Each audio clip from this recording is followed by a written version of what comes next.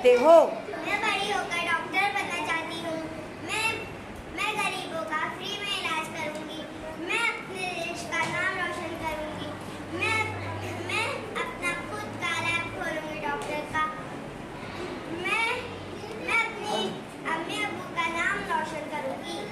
Very good. देखिए इसने 5 जुमले बोली अपने बारे में। Good good. हाँ स्टार्ट करो। आप बड़े होकर क्या बनना चाहते हो?